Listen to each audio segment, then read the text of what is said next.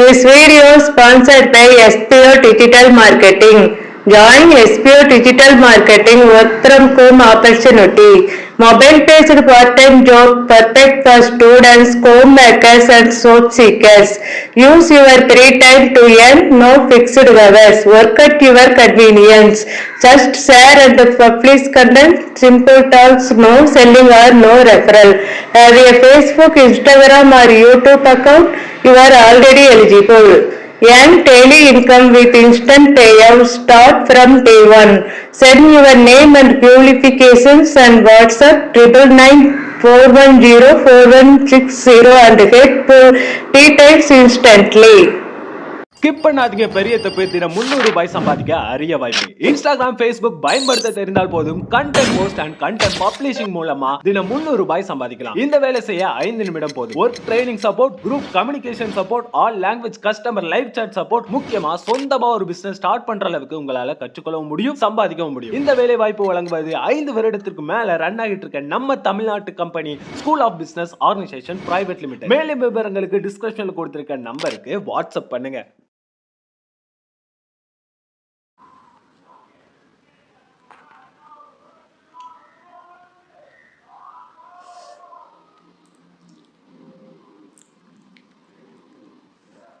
கோடை முடிந்து முதல் மழை தூறல் பட்டு கொண்டிருந்தது. கிராமத்தின் எல்லைப்பகுதியில் உள்ள சிறிய குடிசையில் தனியாக வாழ்ந்த மாரியம்மாள் கிணற்றருகே நின்று குடையில் நுனியில் விழும் துளிகளை ரசித்து கொண்டிருந்தாள்.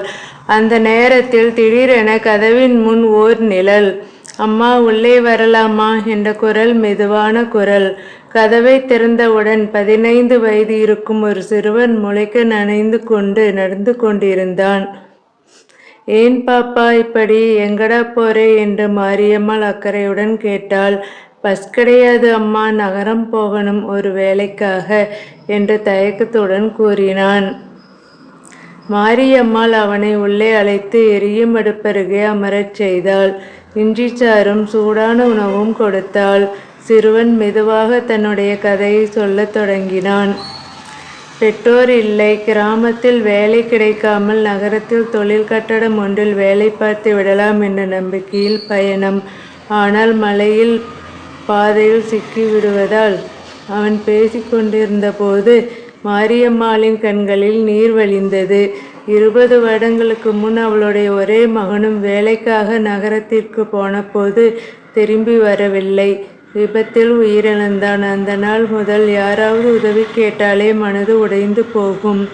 ஆனால் சிறுவன் தன் மகனைப் போலத்தான் வயதில் இருந்தான். அவன் பசிப்போய் உடலாரி அமைதியாக தூங்கிக் கொண்டிருந்தான். அடுத்த நாள் காலை மழை நின்றது. சிறுவன் பயணத்திற்கு தயாரானான். அம்மா, உண்மையாவே நன்றி, நான் உங்களை ஒருபோதும் மறக்க மாட்டேன் என்று கைகளை கூப்பினான். அவன் சொல்ல முற்பட்ட போது மாரியம்மாள் ஒரு சிறிய துண்டு பையை அவனிடம் கொடுத்தாள். இதில் கொஞ்சம் பிஸ்கட், கொஞ்சம் பணம் இருக்கு, என்னால் முடிந்த உதவி, பார்த்துக்கிட்டு போட பாப்பா என்றாள். சிறுவன் கண்களில் கண்ணீர். அம்மா, நான் நகரம் செஞ்சிட்டு வேலை கிடைச்சதும் உங்களை பார்த்து வருவேன் வாக்குறுதி கொடுத்தான். சிறுவன் தூரத்தில் மறைந்து விட்டான். மாரியம்மாள் வீட்டுக்குள் திரும்பும்போது அவன் தூங்கியிருந்த துண்டில் ஏதோ ஒளிர்கிறது. அது ஒரு பழைய குடும்ப புகைப்படம். பின்புறத்தில் எழுதப்பட்டிருந்தது, என் அப்பா என் ஹீரோ, அவர் போல நல்ல மனிதன் ஆவேன். மாரியம்மாளின் இதயம் நிம்மதியாகியது.